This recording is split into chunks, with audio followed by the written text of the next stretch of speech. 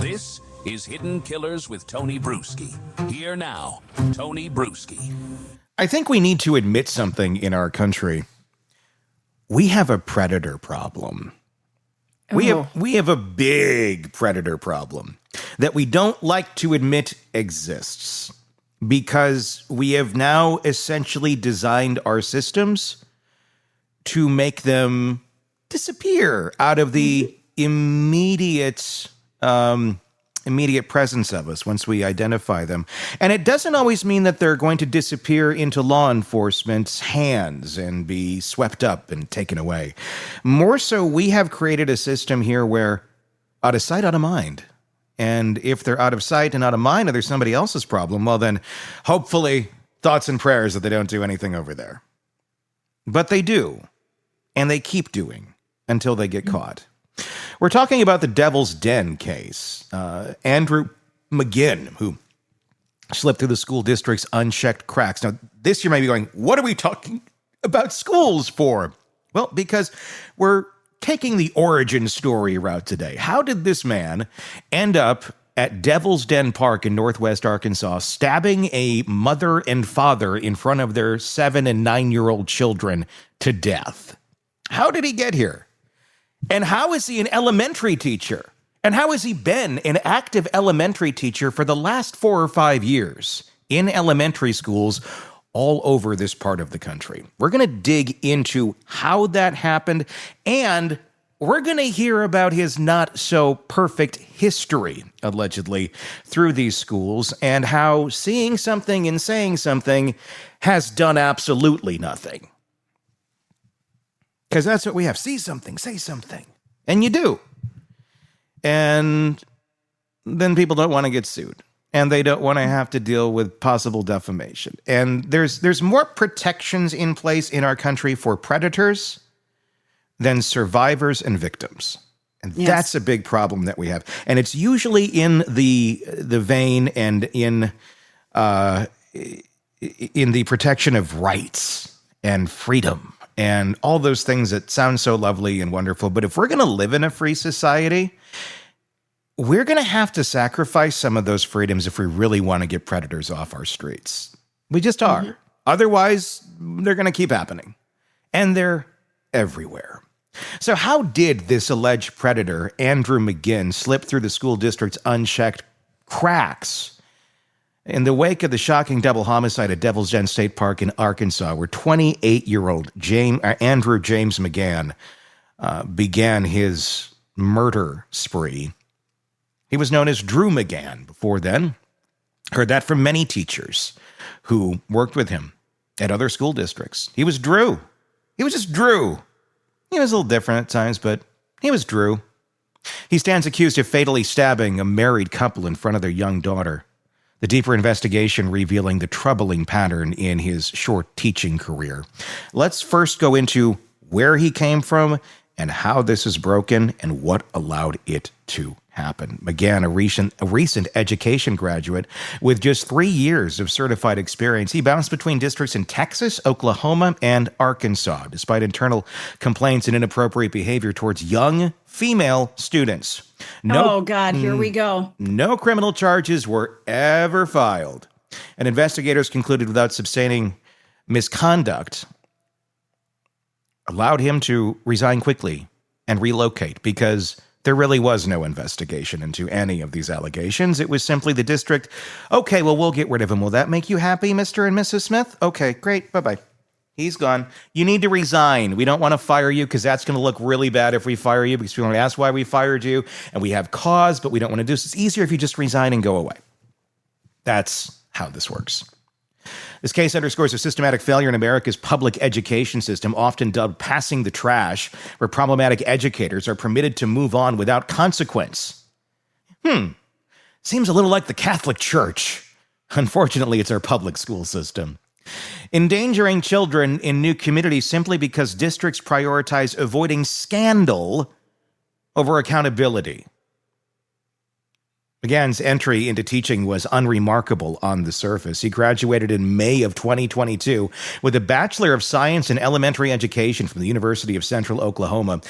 though some reports conflictingly cite Oklahoma State University, with prior experience as a substitute teacher in Tulsa County, Oklahoma, and a student teaching stint in a fourth-grade classroom at Broken Arrow Public Schools during spring of 2022.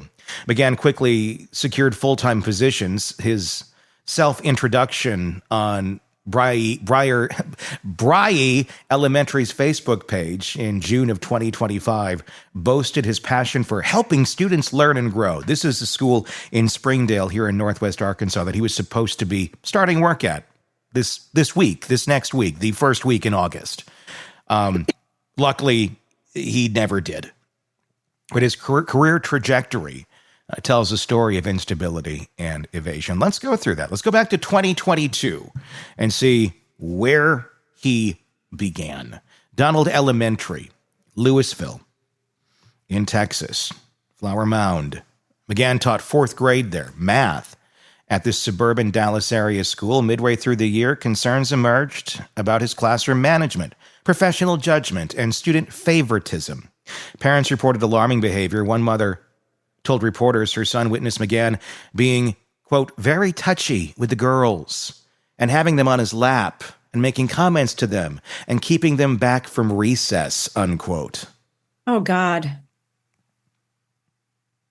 Marcum described McGann as the most standoffish teacher she had ever met, adding he was pretty cold and disinterested in his students. Perfect hire. She filed a formal complaint with the superintendent in 2023. The district placed McGann on administrative leave in spring of 23 for an internal investigation.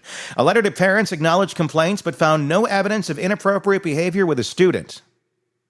Though his management and judgment fell below district expectations, rather than face termination or further scrutiny, McGann was allowed to quietly resign in May of 2023 without consequences.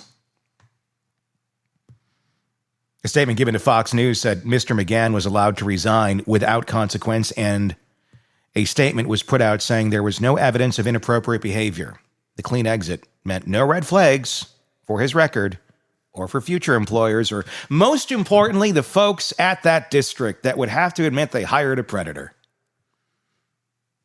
We don't want that on the record, do we? No. And just think, if there was school-to-school reporting on this stuff, you might be able to stop him. Although this was his first full-time teaching job. So I do have a little grace there for not having anything to go on initially, but I do not give them grace on the back end of this, where it was, we don't want those words around us. Just think of that for a second. Don't want to. This 20-some-year-old man,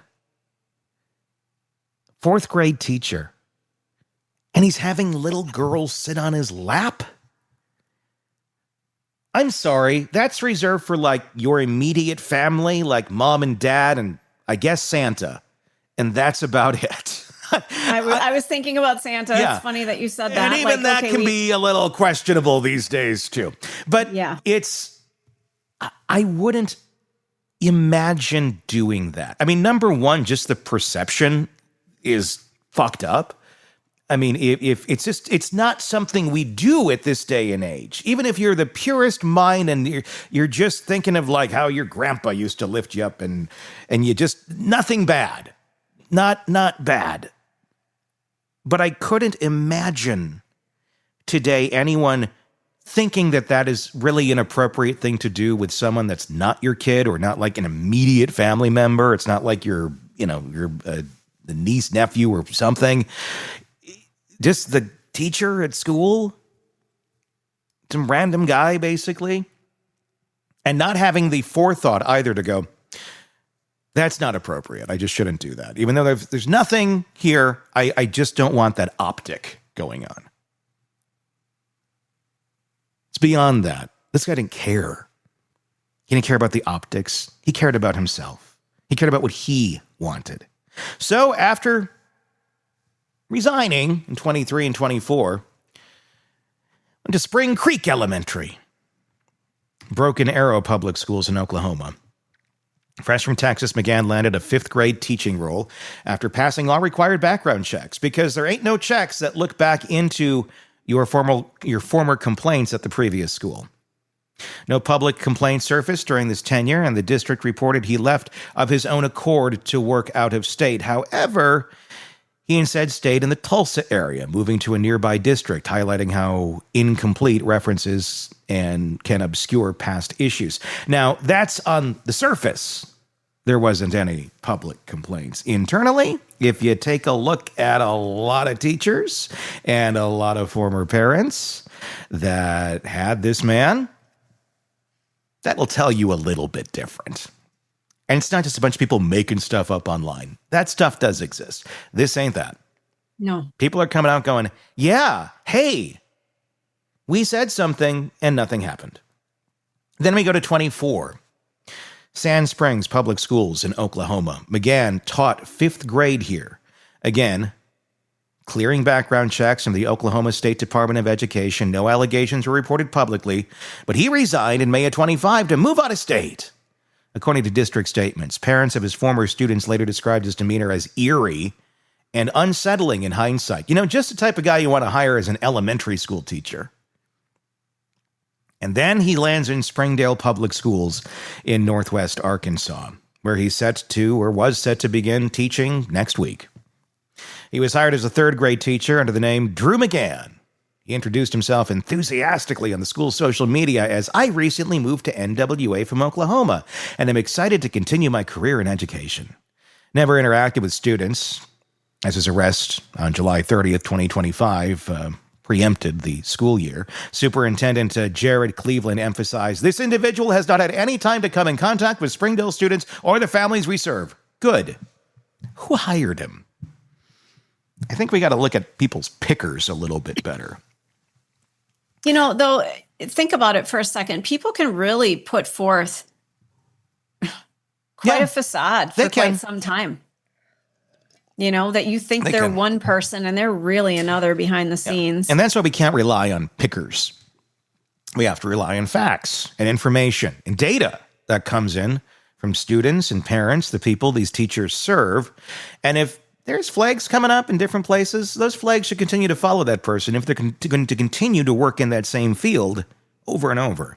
It wasn't just like one red flag where one rogue parent didn't like that he gave extra homework one night and, hurt little, Brittany's feelings. No, this is not that.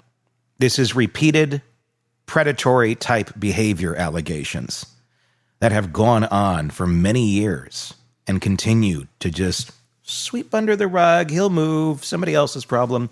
Red flags began early.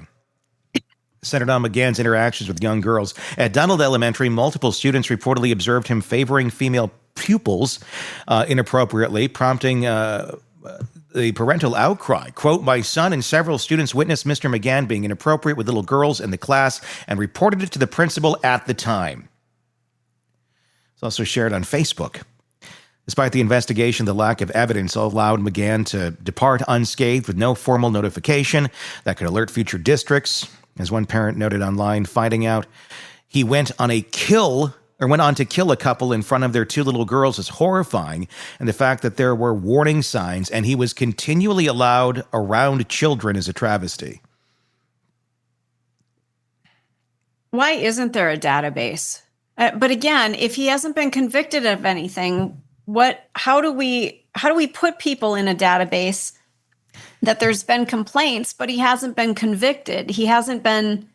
He resigned. He wasn't fired for his behavior. So he's falling through the cracks. It's the way we used to hire people. You used to give recommendations. You used to give bad recommendations as well. I wouldn't call it a recommendation. You would give a bad referral if you get that call.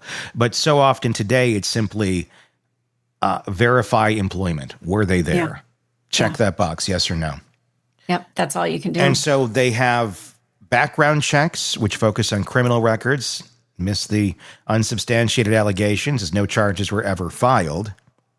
McGann's story is emblematic of a nationwide problem of passing the trash where school districts allow troubled teachers to resign rather than pursue messy firings or legal battles, effectively pawning the issue to the next employer. A 2018 USA Today investigation revealed hundreds of cases where educators accused of sexual misconduct simply moved districts without repercussions, often due to confidential settlements or incomplete disclosures.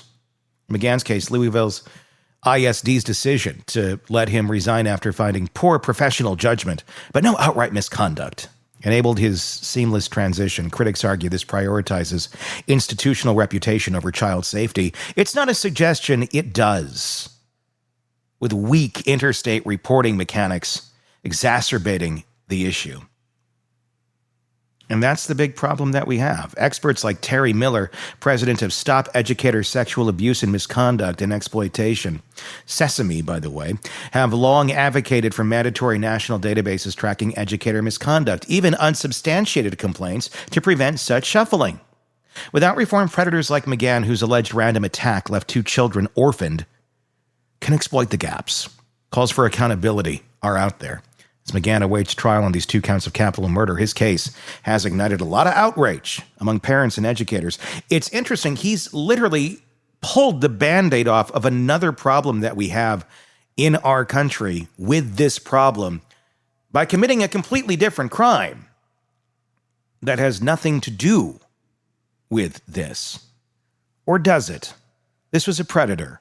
He demonstrated his predatory skills in just another way, and a system never, ever stopped him. So, why is this happening? Well, districts often withhold negative information, and I'm not saying this is right, but I'm telling you how it works right now. Districts often withhold negative information to avoid potential defamation lawsuits, because they're very easy to file. If a district shares unsubstantiated allegations like complaints that were investigated but not proven, the teacher could sue for slander or libel, claiming damage to their reputation. It's especially risky with at-will or tenured employees, where sharing could be seen as interfering with future employment. Tenure laws in many states protect teachers from dismissal without good cause, and they need to all go away, making it legally challenging to document or share issues without solid evidence. Then you have the personnel record privacy. Teacher personnel files are generally considered confidential under state laws, similar to how FERPA protects student records. Through FERPA itself, it allows students, though FERPA itself applies to students, not actual teachers. That's why we saw Catherine Ramsland recently in an interview talking about Brian Kohberger, said that she still has to abide by FERPA law, even though he has been convicted of murdering those people. She still has to follow that law because his records are under seal under it, and she would be violating that if she were to talk about it. Sharing details from the internal investigation could violate privacy statutes, leading to laws against the district, or lawsuits against the district. For instance, some courts have ruled that records of public employee misconduct aren't automatically public if they involve unproven claims.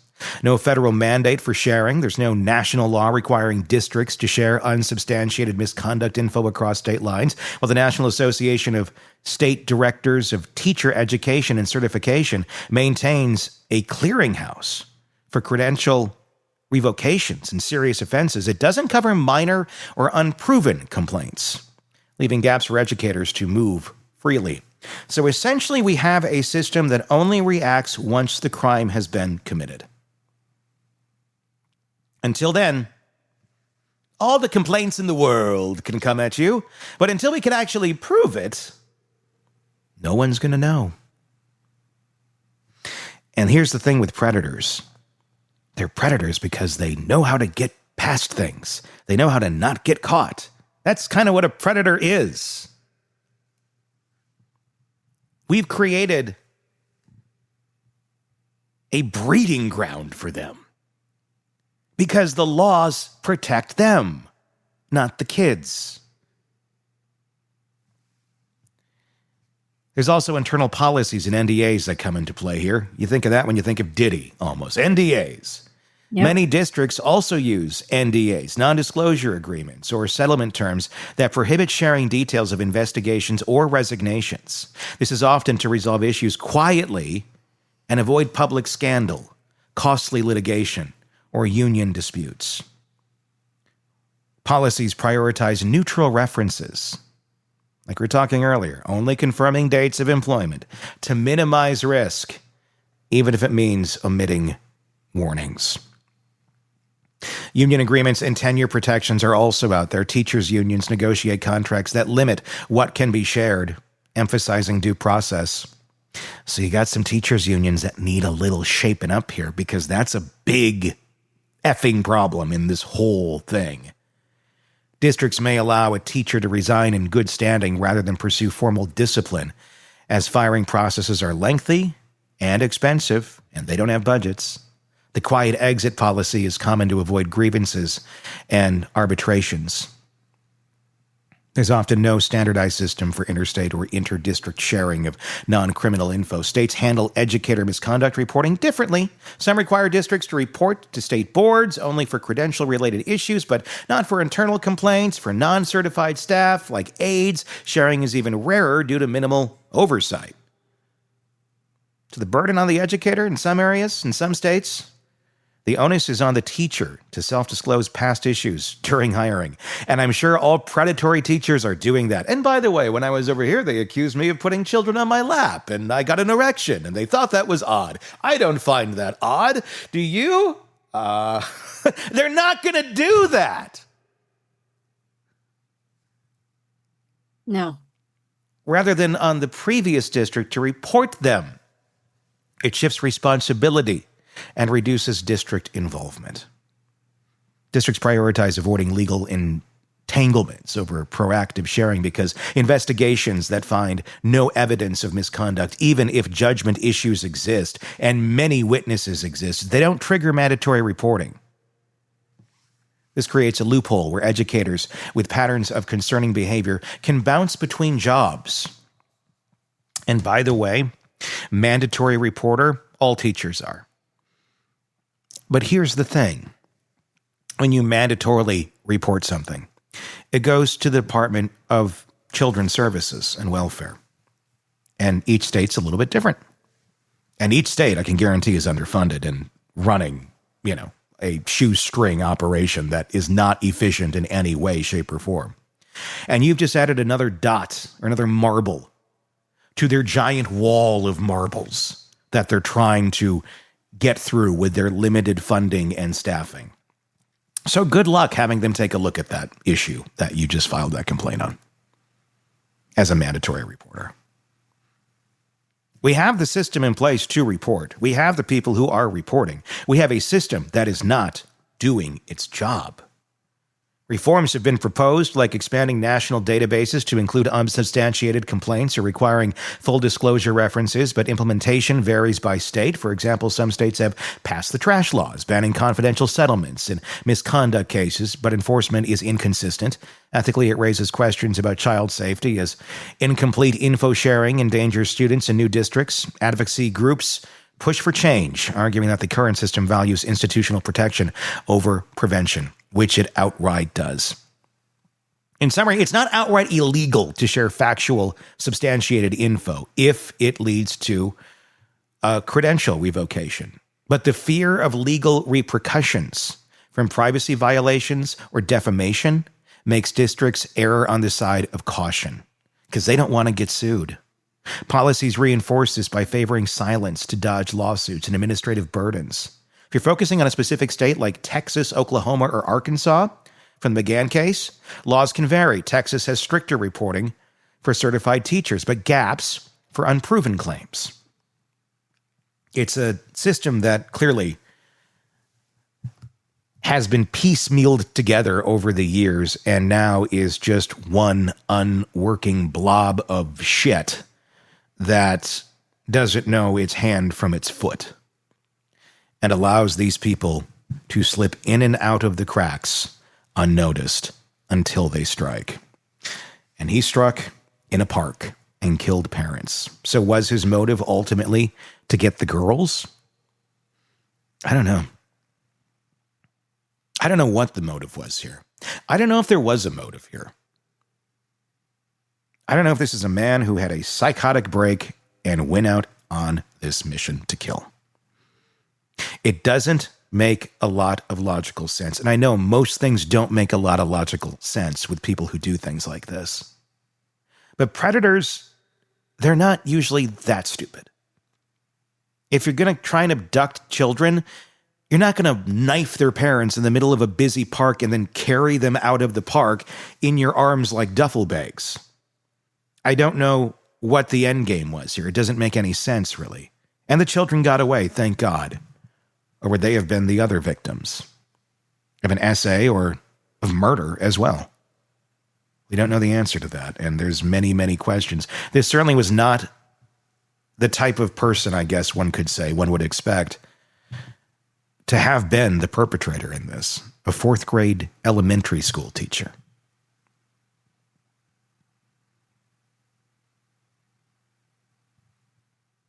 It's hard to understand where they come from and why they're able to do this.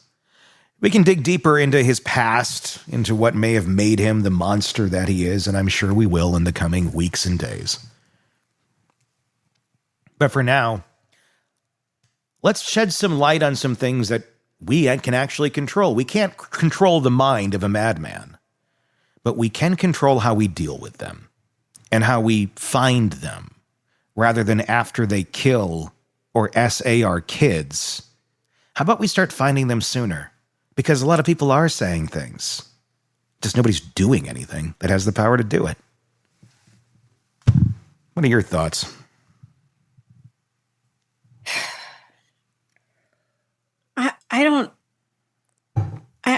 I'm stunned. How does somebody like this? I mean, there's so many things that I want to know. I'd love to know motive. What snapped? What happened? What happened that you woke up and went, I'm going to kill somebody today?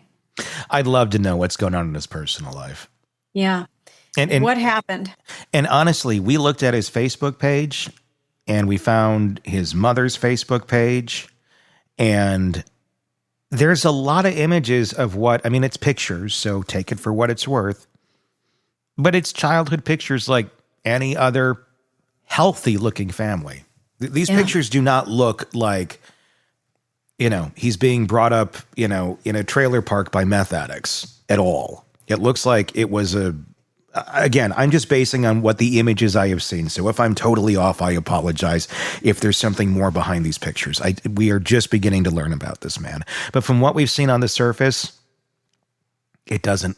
It doesn't fit a mold. There's tons of pictures with him with friends smiling out. He looks like any other normal, teenage boy in a lot of these pictures, because the pictures are from a younger time that his mother had posted.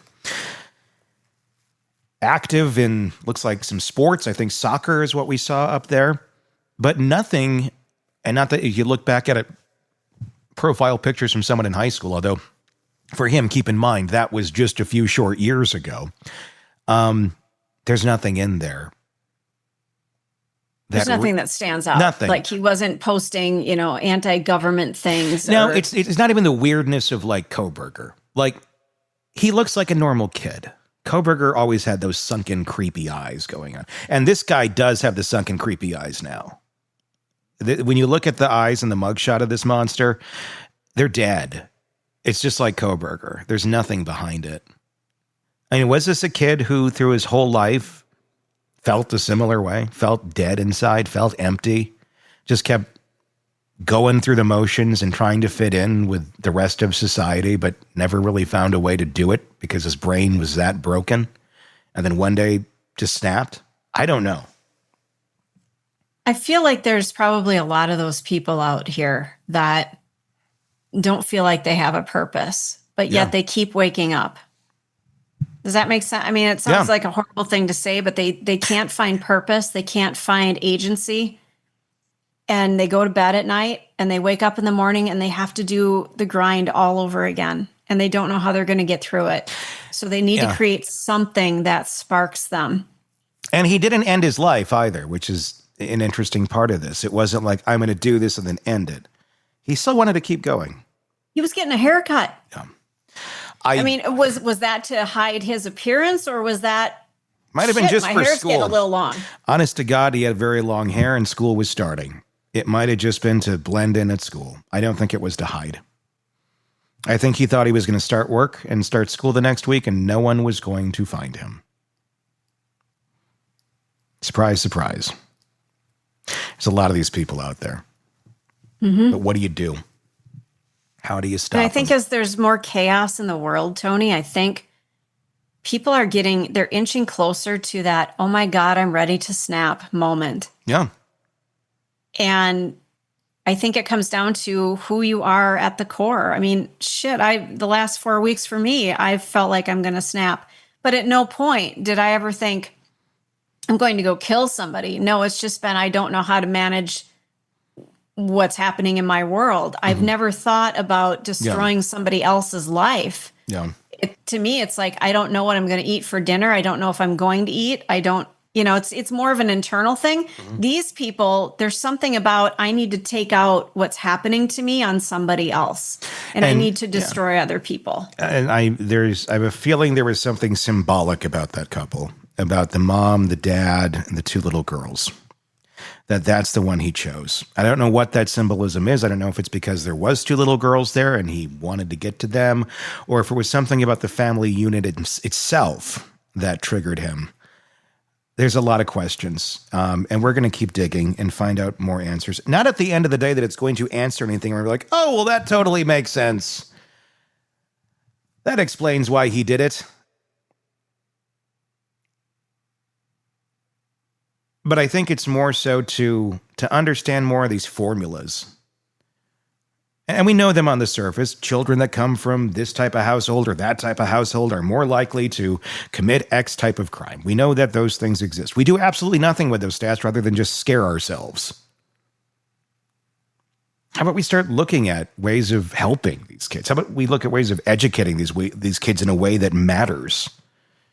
In a ways that actually gets through to them, because our system is so broken and so disgusting and so effed up. We don't know what the hell we're doing. And we're raising armies of monsters. Not that they're all going to go out and kill people, but you have these kids that are so disconnected from the world, society, and how to interact with it, that we're seeing this. We're seeing these little zombies come up that have no idea what their place in the world is and what do they want to do. Rather than try and find their place in the world and put some effort into it, they want to destroy it. Because that's what they feel, and that's what they've been programmed to believe. Just destroy it. That'll help you. On a real visceral level. They're out there. This man could have been stopped. He could have been probably put away a long time ago for inappropriate actions with children. Or at least not allowed to continue to teach, which would then prevent him from ever getting to this state and bouncing to this state from the other two to teach here. And then maybe this wouldn't have happened. No, not in Arkansas. He may have done it back where he came from. It could have been anywhere. You're exactly right. Or would have that breaking the pattern, breaking him earlier on, would that have put him on a different path? I don't know. It just probably depends on the predator. Some are going to do it. They're determined no matter what. Some are very confused and making horrible choices. And maybe there's drugs involved. Maybe there's some sort of mental issue going on that if medicated or treated could prevent. We don't know the answer to that in this case. But we have a system that brought him here for employment under very, very flawed pretenses. So that's it. That's how he got here. That's what we know so far about Andrew McGann. We'll keep you updated. Be sure to let us know what your thoughts are in the comments section on YouTube, and press subscribe wherever you're downloading podcasts or watching us on YouTube so you don't miss any of our content. We'll talk again real soon. Want more on this case and others? Then press subscribe now and don't miss a moment of true crime coverage from Tony Bruschi and the Hidden Killers podcast.